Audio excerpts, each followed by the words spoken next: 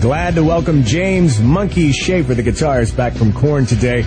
And Monkey, want to start it off today with actually an email that I got sent to me from one of your fans and listeners here. And they wanted to talk about the Music as a Weapon tour that you guys have been involved in earlier in the year. And wanted to know if this tour was kind of a call to arms for musicians to be more involved in the changing times that we've been going through in the world recently. I think every little bit helps, you know? Yeah. I don't think anyone's going to, go out and change the world with a song or anything, but I think, if a band can bring some sort of awareness, a consciousness to an issue, whether it be political or social, I think it's important. But, I think Rage Against the Machine did a pretty good job, little by little, raising the awareness to political issues and social issues. I think a little bit it helps.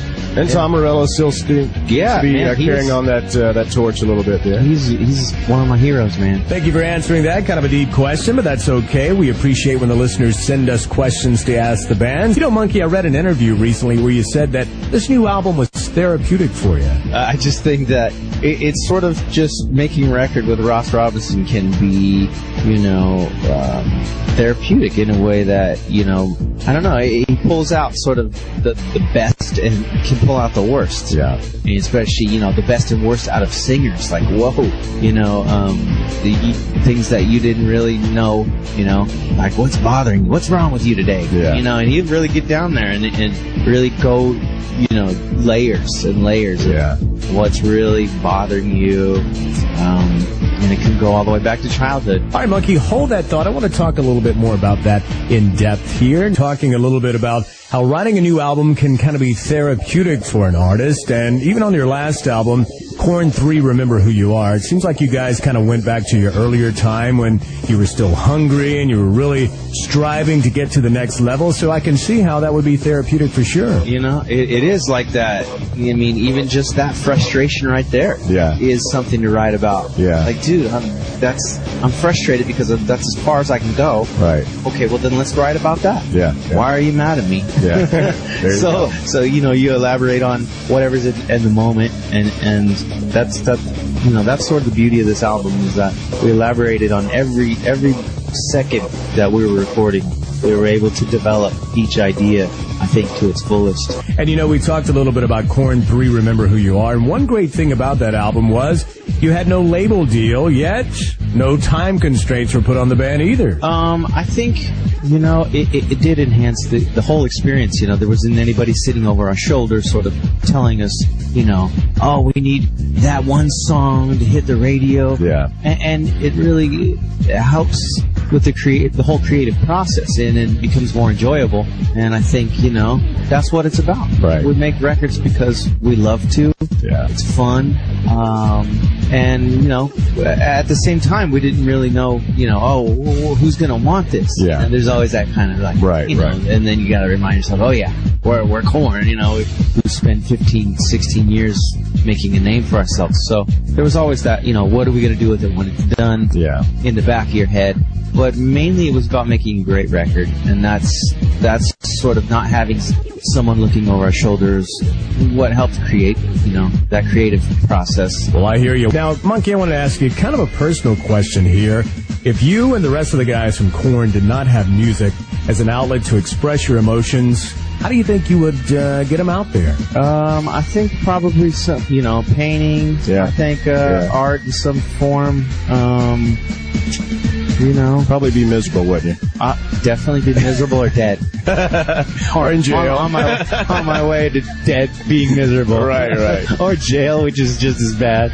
I like it. Even with the lineup changes the band has kind of been through, when you really break it all down, the core of Korn is still Jonathan's voice, Fieldy's bass, and of course your guitar, Monkey. I think the core has remained the same, and it's the approach, Yeah. It's like, it's a formula that still works for us creatively. Right. And it's just, it's not some scientific method or a formula. Yeah. It's just us getting in a room and sort of sparking ideas off of each other until you see that really big flame that like, oh wow. And then, you kind of feel everybody's energy in the room rise, and you start to get excited for other people to hear it, and then you know you have something that's, you know, that you think is great, and it still has, you know, we still layer upon it and build upon those ideas. But, you know, essentially it's us getting in the room, building riffs, and letting Jonathan write his lyrics and sing melodies over it, and that's how it's been. I wanted to go back and talk about your last album, Korn 3, Remember Who You Are. Now, my first listen, I instantly recognized that earlier Korn sound. I mean, was that something you guys were shooting for from the very beginning? You know what? There was sort of like an idea.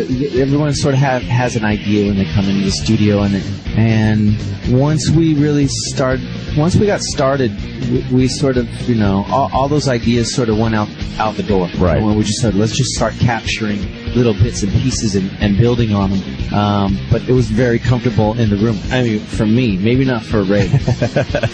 for him, as far as having Ross, a producer, Ross is known for being very hard on drummers. Right.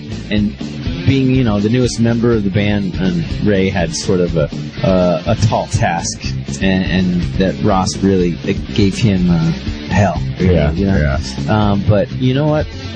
Ray's a great professional drummer person, and he persevered and proved himself, not only to him, I think, to Ross and the band, but, you know, to himself, because he was doing things that he really wasn't, you know, used to doing, you know, which is sort of, you know, playing without click track and trying just crazy techniques that really pushed his boundary, I think, as a player, and really helped the songs for the record come alive. Now, Monkey, I wanted to ask you about new technology available to you today that you wish you had when you guys first started out. I mean, just as, like, you know, as a guitar player, like, YouTube is so killer for guitar players. Yeah. Because you could look up anything and find how to play it 120 ways. Right.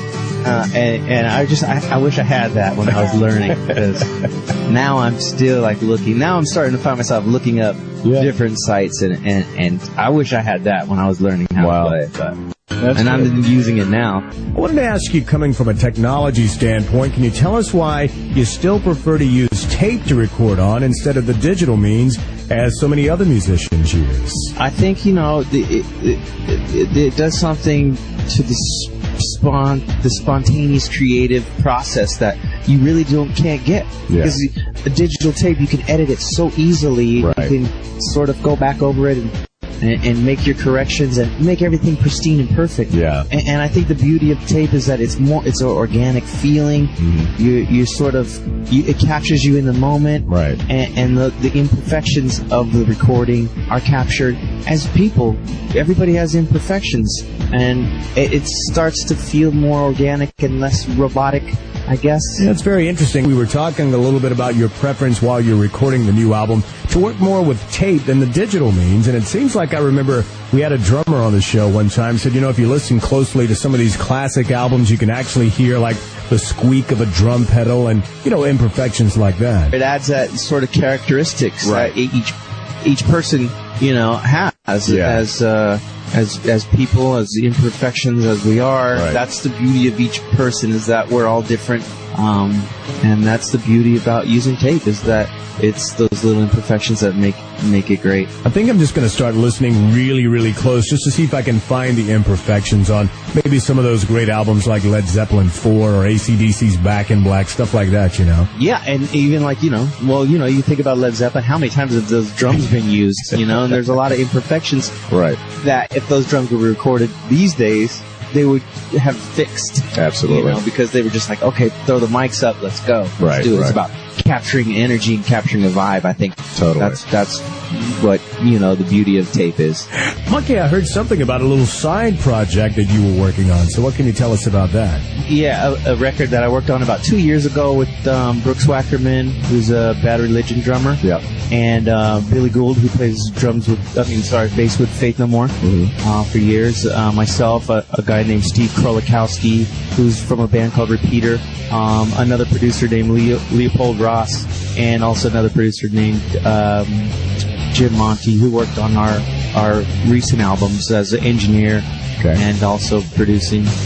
Zach Baird, who plays keyboards with us, touring keyboards with us, is with you on this. Yeah, we all collaborated on this sort of, you know, it was just really something for me to kind of fill up time, and the people that were involved really put 110% into each whatever they did. And now it's almost done. We're mixing it, and I've tried to keep a tight lid on it because I want it to be, I want to have some sort of significance when it's released. And it's some recordings I did that I'm really proud of, and the people that were involved are great, talented people, and I can't wait for people to hear it. Oh, me too. I'd love to hear it, and as soon as you can get us something, we'll play it right here on the Rock 30 Monkey. You guys are working on the new album, and I read some new material will you describe as a little bit of the Soundgarden style, that sort of Seattle sound. So that's kind of cool from Korn. So maybe talk about that. Well, I think, I so maybe misquoted. And it was, it's kind of hard for Korn to sound like anything else but Korn. Right. But I think, more or less is what I meant was it had, there was a certain moment when I was listening to it that it had a feeling of like that sort of grunge, not even the sound, but a feeling. Not even necessarily, it didn't really sound like it. Somebody asked me, and that just kind of came out. Well, here we are, the 20th anniversary of the song Smells Like Teen Spirit and Nirvana's legendary album Nevermind. Music just kind of goes through cycles. So maybe it's time for a little bit of that grunge comeback, if you will. Even, I was listening to a radio station the other day, and they were playing Crazy Train. I was like, oh my God, this song's 30 years old, and they're playing it on the modern rock station. And I was like, this is great. Wow. It's really a timeless song, timeless record, that whole Diary of a Madman. Sure. And, it's just really, it is, like you said, it's a 20-year cycle, and it's again, inspiring art to sort of help whatever, the movement, the revolution of music that we all try to set out to do, because this is the vision you have in your mind and your heart when you go to create a band. You're out to make a revolution. You're out to burn the city down. Sure. And that's still alive, I think, in almost everybody that plays music.